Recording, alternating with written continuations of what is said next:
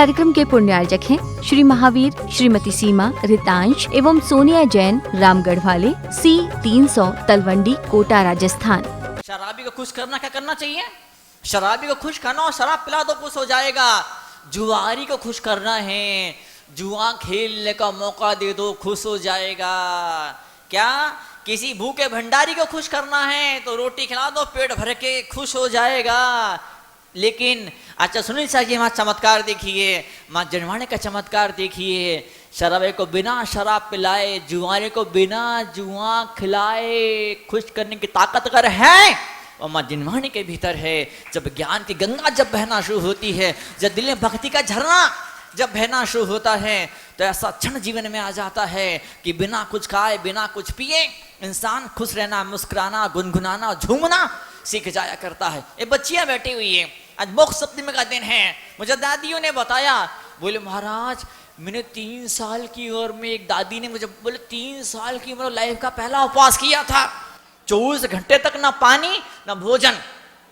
बताओ कैसा मान सौभाग्य का क्षण है। पूरे अजमेर का दिगंबर समाज यहाँ पर मौजूद है। मुनि सेवा समिति का सुंदर सा एक आयोजन है। इस पंचायत धड़े का एक बड़ा योगदान है, बड़ा रोल है। और न सिर्फ ये पंचायत धड़ा, न सिर्फ ये मंदिर नसीहा, बल्कि आसपास की सोनी जी की नसीहा, गोदा जी की नसीहा, बाबा जी की, बड़े बाबा नहीं बाबा, बड़े बाबा नहीं, बाबा, हाँ बाबा की नसीहा, फिर ये बड़े बाबा की नसीहा है ना, हाँ छोटे धड़े की नसीहा, बड़े बाबा की नसीहा, आगे नई धड़े की नसीहा, इतने सारे अजमेर फैले सारे दिगंबर मंदिर। और आज पूरा समाज एक जाजम पे बैठा हुआ, एक साथ इकट्ठा बैठा हुआ है। और सौभाग्य है कि भगवान पार्श्वनाथ के मंगल कल्याण को मनाने का हमें यहाँ पे इतना सुंदर सा एक मौका, सौभाग्य हमें यहाँ पर प्राप्त हो रहा है। भगवान पार्श्वनाथ की कहानी, पार्श्वनाथ यूं ही पार्श्वनाथ नहीं बन गए, पार्श्वनाथ यूं ही पार्श्वनाथ नहीं बन गए। जन्मों जन्मों तक, कितने जन्मों तक, कितने जन्मों तक, 10 जन्म तक आप साथ में थी क्या? है ये वीडियो शूटिंग कर रही थी 10 जन्मों तक, रिकॉर्ड इनके पास में फुटेज पड़ा है ये सीसीटीवी कैमरे में। बताओ शास्त्र में फुटेज पड़ा है, शास्त्र में फुटेज पड़ा है, सीसीटीवी कैमरे का, जनवाणी का फुटेज पड़ा हुआ है शास्त्रों के भीतर। 10 जन्मों तक क्या दुख दिए और क्या कष्ट दिए और क्या प्राण ले लिए, जान तक ले ली। जब जब जब जब जब जब पार्श्वनाथ भगवान धरती पर आते थे, तब तब मुनि बनते थे। और तब तब वो कमट का जीव कभी अजगर बन के, कभी शेर बन के, कभी भील बन के, कभी कुछ कभी कुछ, हर जन्म में उसने मारा, नष्ट किया, खत्म कर दिया। लेकिन भगवान पार्श्वनाथ की तपस्या, उनका त्याग, उसने, उस कमट ने भगवान पार्श्वनाथ के शरीर को खत्म कर दिया। उस कमट ने शरीर को खत्म कर दिया, लेकिन तपस्या खत्म न कर पाया, वो त्याग खत्म न कर पाया, वैराग्य वो खत्म न कर पाया। और वैराग्य ऐसा परवान चढ़ा, वैराग्य ऐसा परवान चढ़ा, वैराग्य ऐसा परवान चढ़ा कि मोक्ष में जाके भगवान पार्श्वनाथ ने दम लिया। और पार्श्वनाथ अगर रोना शुरू कर देते, कितना बदमाश है कमट, मुझे हमेशा मार डालता है। वह ना रोई ना उन्होंने गुस्सा किया। बताइए आज मोदी के ऊपर कितनी उंगलियां उठती हैं। मोदी रोना शुरू कर दे, प्रधानमंत्री रोना शुरू कर दे, मुख्यमंत्री रोना शुरू कर दे, तो क्या होगा? देश का बंटा ढार हो जाएगा। जो कुर्सियों पर बैठे लोग होते हैं, जिनके पास ऊंची कुर्सी होती है, जो कुर्सी में बैठे लोग होते हैं, वो इसलिए ऊंची कुर्सी पर बैठते हैं कि ना तो वो रोते हैं और ना आग बबूल होकर के मुंह से अंगारे उगलना शुरू करते हैं। आज वो क्षण है हमारे जीवन में, हमारे सामने आदर्श आदर्श दुनिया में बड़े बड़े महापुरुष हो गए, बड़े बड़े धर्मों की संस्थापना करने वाले बड़े बड़े संस्थापक और धर्म के आचार्य हो गए। लेकिन जितना कष्ट, जितने उपसर्ग, जितने प्रीसर, जितनी मुसीबतें भगवान पार्श्वनाथ ने झेली, न भूतों न भविष्यते, दुनिया के सारे धर्मों के, विश्व के इतिहास के अंदर, सारे धर्मों के इतिहास के अंदर भगवान पार्श्वनाथ से इकलौते महापुरुष हुए जिन्हें 10 जन्मों तक ऐसे खतरनाक कष्टों को, मुसीबत और दुखों को सहन किया। और आज हम उनकी पूजा कर रहे हैं। श्रावण शुक्ला सप्तमी बैठे भगवान पार्श्वनाथ अपनी पूरी आभा के साथ में सिंहासन पर विराजे हुए हैं। औरों के लिए तो एक छोटी सी मूर्ति होती है, औरों के लिए छोटी सी मूर्ति होती है, लेकिन हम भक्तों के लिए हमारे प्राणों के आधार और जीवन के सहारे हुआ करते हैं भगवान पार्श्वनाथ। तो क्षण आज हमके पूजा भक्ति में डूबने का सौभाग्य और अवसर हमको सबको प्राप्त हो रहा है। लोग कहते हैं क्या जरूरत है मंदिर बनाने की। लोग बोलते हैं मंदिर का औचित्य क्या है, इतना पैसा मंदिरों में क्यों फूंक दिया जाता है, इतने बड़े बड़े आयोजन क्यों किए जाते हैं।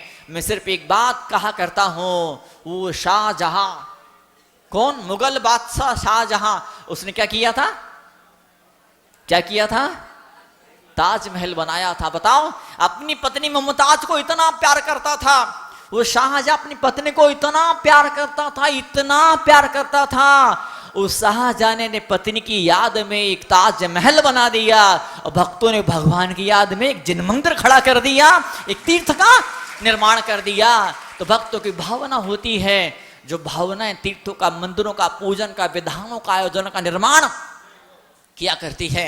आज हम समय पर आए हैं, बैठे हैं, एक भीतर डूबने का क्षण है, भीतर खोने का क्षण है। हम एक लिस्ट बनाएं, हम सब एक, आप लोग लिस्ट बनाइए एक, किस किस ने आज तक पैदा होने से लेकर आज तक किस किस ने मुझे क्या क्या बोला है, क्या क्या, कितनी बार मेरी बेइज्जती हुई है, कितनी बार मुझे लोगों ने जूते मारे हैं, कितनी बार मुझ पर लोगों ने उंगलियां उठाई है, कितनी बार मुझ पे इल्जाम लगाए गए हैं। उस लिस्ट को ध्यान से देखिए, लिस्ट बनाइए, लाइफ में क्या क्या बुरा हुआ है और कौन कौन जिम्मेदार है उन घटनाओं के लिए, मेरे दुर्भाग्य, मेरे दुख के लिए, मेरी विपत्ति के लिए, मेरी मुसीबत के लिए कौन कौन जिम्मेदार हैं, उन लोगों के नाम लिखी। इस घटना के लिए ये व्यक्ति जिम्मेदार, अगर ये ना होता तो मुझे इतने जूते ना पड़ते, अगर ये ना होता तो इतने संकट मेरी लाइफ में ना आते, ये ना होता, चीटिंग फ्रॉड ना होता, घाटा ना होता, ये ना होता तो मैं आज मुस्कुरा रहा होता, खिलखिला रहा होता, दुनिया मेरी पूजा कर रही होती, मेरा जय जयकारा मेरा हो रहा होता।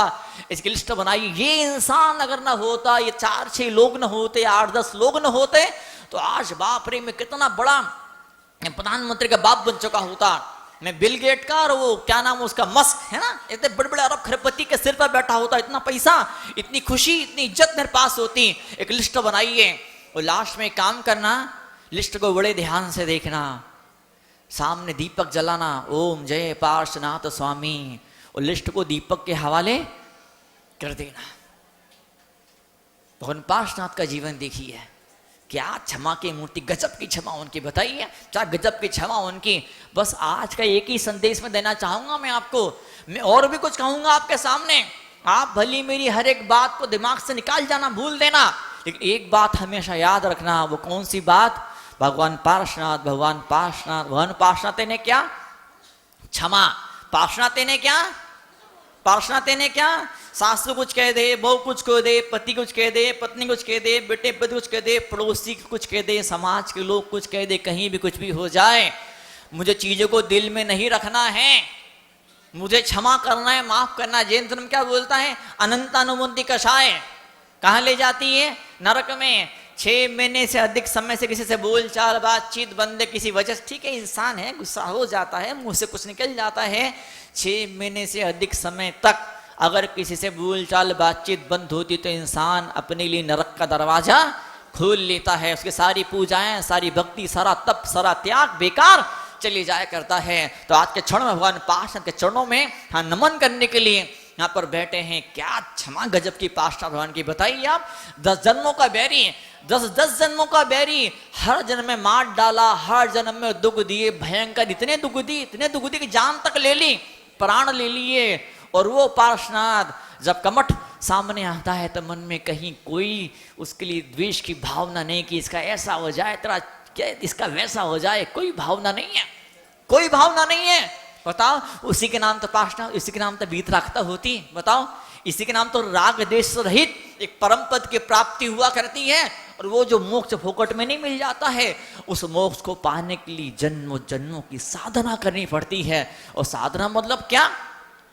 व्रतोपास तो होता ही है, दीक्षा तो होती है, साथ ही साथ साधना कौन सी? क्षमा भाव की साधना। शांति स्वरूप हम, क्षमा स्वरूप हम, आनंद स्वरूप हम।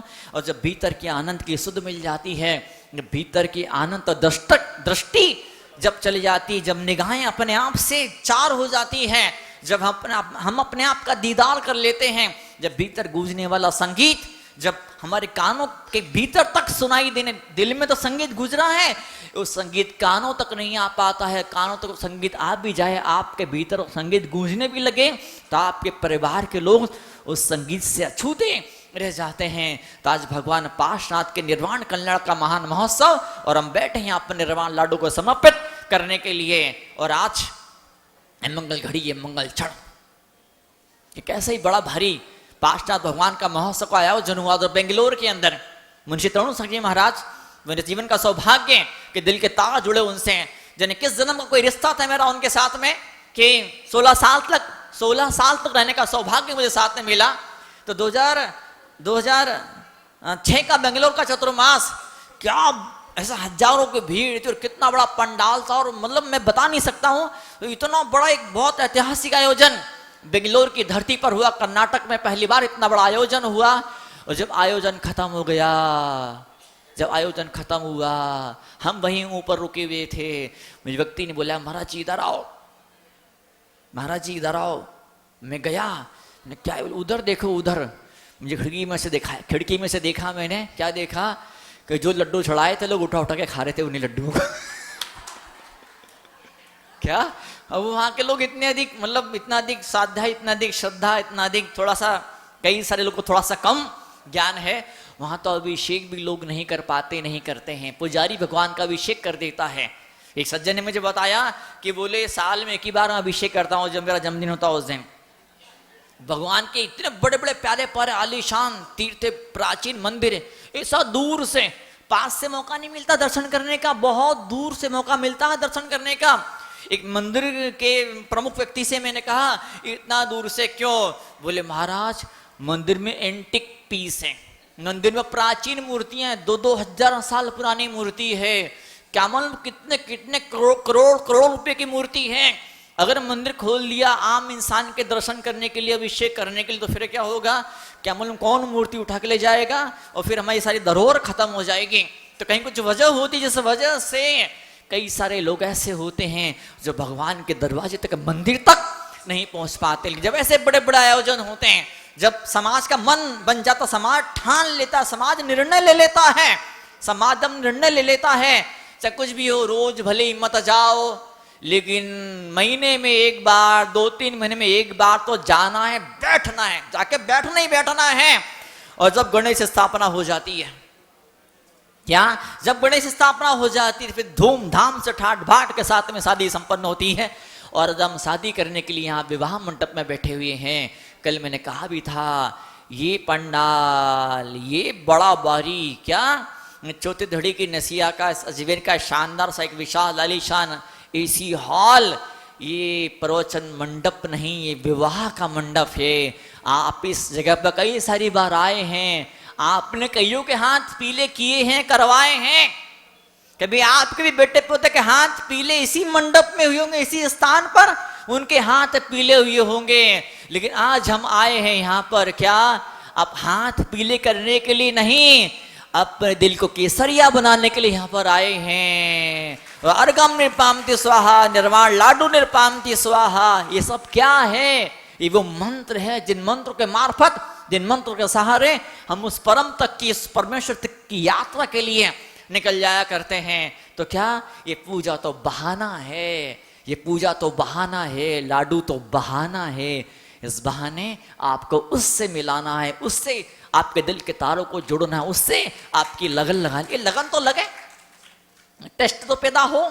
जंगली शेर, जंगल का शेर, खतरनाक शेर, एक बार धोखे से, दुर्भाग्य से या किस्मत से किसी इंसान का खून जब उस शेर की दाढ़ में लग जाता है, फिर शेर क्या बन जाता है? क्या बोलते शेर को? नरभक्षी शेर। फिर शेर जानवरों को मारना छोड़ के इंसान को मारना, उन पे आक्रमण करना, उनको खाना, वो शेर शुरू कर देता है। नरभक्षी शेर एक बार बस जितना सा, एक बार शेर की दाढ़ में इंसान का खून लगना चाहिए। फिर क्या करता है? वो शहरों में आक्रमण करता है, गांवों में आक्रमण करता है। और एक दिन ऐसा भी होता है, अपनी जान गंवा बैठता है। जान क्यों गंवा देता है? उसको खून लग गया है, उसकी दाढ़ में इंसान का टेस्ट, उसके मुंह में इंसान का टेस्ट आ चुका है।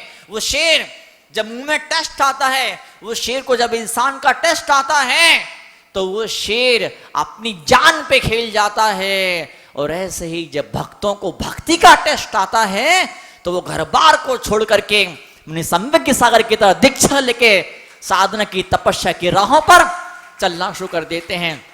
आज बड़ी खुशी का मौका है, मुनिषी का आज क्षुल्लक दीक्षा दिवस है।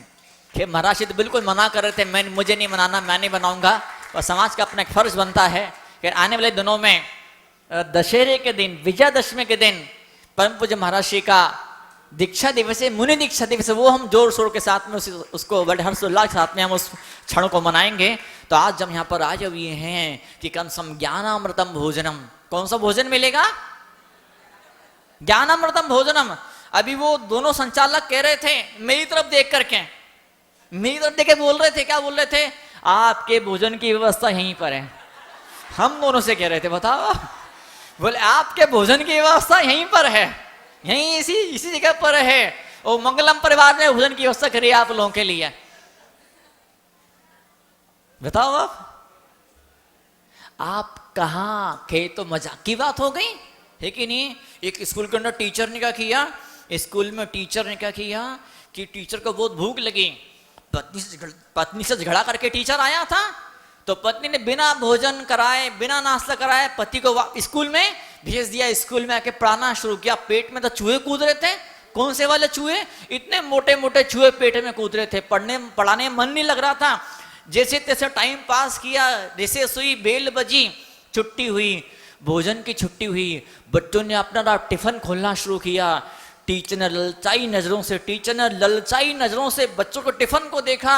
एक बच्चे का टिफिन में बहुत बढ़िया सुगंध आ रही थी। वहां पहुंचा, बोले बेटा अपना नाश्ता मुझे दोगे, अपना भोजन मुझे दोगे? बच्चा संस्कारी था। हाँ सर, क्यों नहीं, लीजिए, पूरा डिब्बा लीजिए। टीचर पूरा टिफिन खा गया। पूरा टिफिन टीचर ने साफ कर दिया। टीचर डकार मार के बोलता, मुंह पोंछ के बोलता है, बेटा अगर मम्मी पूछेगी टिफिन कहाँ गया तो मेरा नाम नहीं बोलना कि टीचर खा गया। बोले ठीक है, आपका नाम नहीं बोलूंगा मैं। बोले अगर फिर टीचर पूछता, अगर मम्मी ने पूछा कि टिफिन कहाँ गया, किसने खाया, तो क्या बोलेगा? मैं बोल दूंगा कुत्ता खा गया। इस कार्यक्रम के पुण्यार्जक हैं श्री महावीर, श्रीमती सीमा, रितांश एवं सोनिया जैन, रामगढ़ वाले, C 300 तलवंडी, कोटा, राजस्थान।